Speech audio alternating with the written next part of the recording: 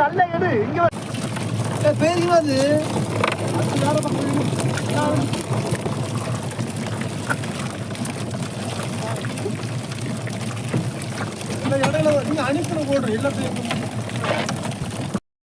Hi மகளே, நான் உங்கள் நீர்ப்பறவை மீனவன். மக்களை, இன்றைக்கி நம்ம கரையை போய்கிட்டு இருக்கும்போது ஒரு பறவை கூட்டம் அதிகமாக போய்கிட்டே இருந்துச்சு. என்ன பறவை கூட்டம் அதிகமாக போகிறோன்னு அந்த இடத்துல போய் பார்த்தோன்னா, இந்த மீன் கடல் மட்டத்துக்கு மேலே கூட்டமாக போய்கிட்டே இருந்துச்சு. அந்த கூட்டத்தில் நாங்கள் கச்சாலை வச்சு கோரி எடுத்தோம் மக்களே. பாருங்கள் எவ்வளோ மீன், அதிகமான மீன். இந்த மீனோட பேர் இம்பிளி பீஸா மக்களே.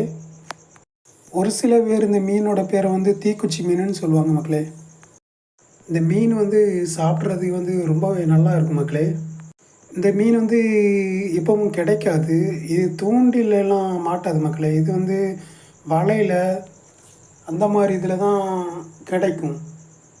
இது நமக்கு அரிதாக தான் கிடச்சும், இன்றைக்கி கிடச்சிருக்கு. இந்த மீன் கூட்டமாக சாஞ்சு போயிட்டே இருக்கும் மக்களே. இந்த மீனை பறவைகள் பார்த்தா விடவே விடாது. ஸோ நமக்கு இன்றைக்கி தான் கிடச்சிருக்கு நீண்ட நாட்கள் பிறகு. நேரில் பார்க்குறேன் சொல்ல வேண்டாம். ஹாய் மக்களே, இப்போ பாருங்க, நம்ம இப்போ இன்னைக்கு ஒரு எரை கூட்டம் வந்துச்சு மக்களே. அந்த எரை கூட்டத்தை நம்ம ஒரு கச்சா, அதாவது அந்த கச்சாங்க நம்ம கனவை போடுற கச்சா வச்சு மொத்தமாக அள்ளி பிடிச்சிங்க பாருங்க. இங்கே பாருங்க, இது மீனுக்கு பேர் 50 பைசா. சரியா? இம்பிளி பைசா. இம்பிளி பைசாவா? இம்பிளி பைசாவா 50 பைசாவா? இந்த மீனை நீங்கள் பார்த்துருந்தா கமெண்ட்ல சொல்லுங்க. இந்த மீன் இறால் மாதிரி டேஸ்ட்டாக பயங்கரமாக இருக்கும்.